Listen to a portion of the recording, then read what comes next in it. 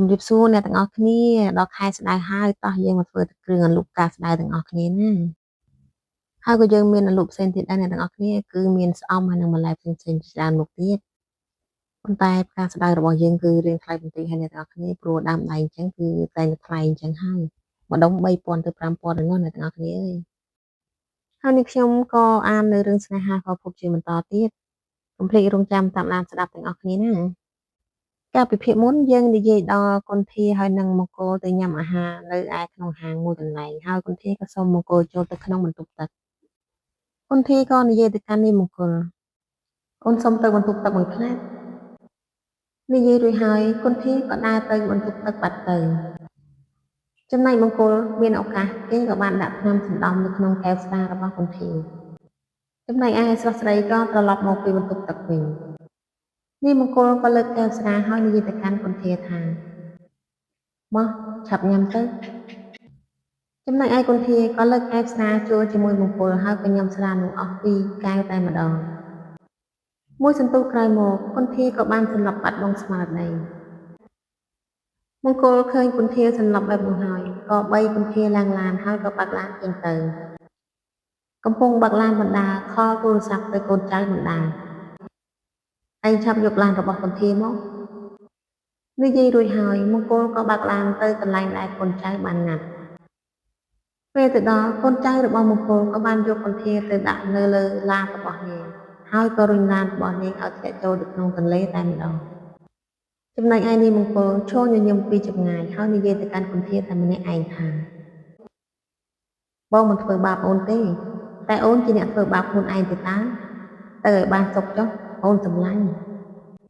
និយាយរួចហើយមង្គលក៏ឡើងបើកឡានចេញទៅលុះពេលព្រឹកឡើងព័ត៌មានក៏ចាប់ផ្ដើមផ្សព្វផ្សាយថាមាននារីម្នាក់បើកបរដោយប្រើប្រាស់គ្រឿងស្រវឹងហើយក៏ជ្រុលចង្កូតធ្លាក់ទៅក្នុងទឹកទន្លេស្លាប់កាលពីយប់មិញ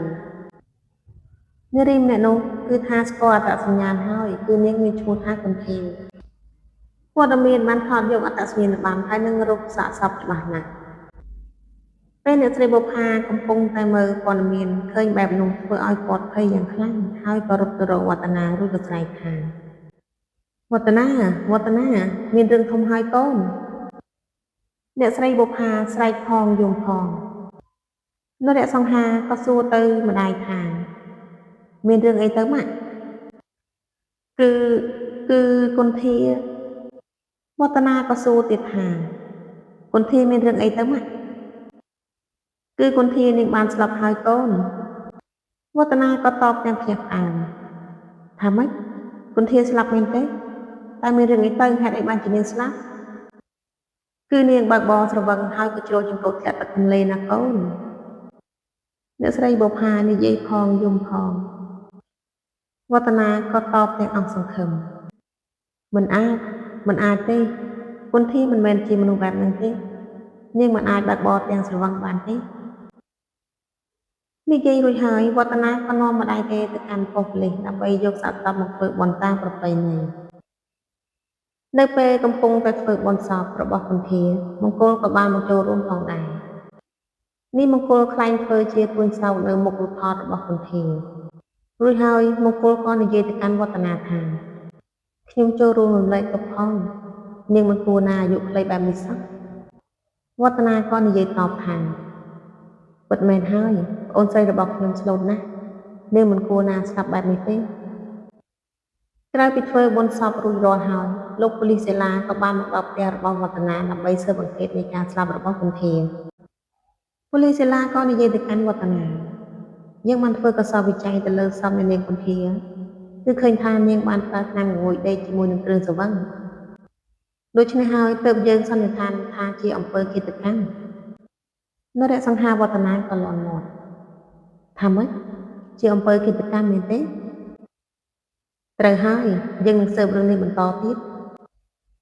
ក្រោយពីប្អូនស្រីស្លាប់ទៅវឌ្ឍនាពិបាកចិត្តយ៉ាងខ្លាំងគេក៏អង្គុយគិតតែម្នាក់ឯងថាគុនធាមិនដែលមានរឿងជាមួយអ្នកណានោះទេហេតុអីបានជានាងជួបរឿងបែបនេះទៅវិញបងមិនអស់ចិត្តទេបងត្រូវតែតាមរកឃាតករដែលសម្លាប់ប្អូនស្រីរបស់បងយកមកដាក់ទោសឲ្យទាល់តែបានពេលនោះចរណៃក៏ដើរចូលមករួចនិយាយថាលោកមិនអីទេមែនទេកុំពិបាកចិត្តអីគុនធានាងទៅបានសុខហើយ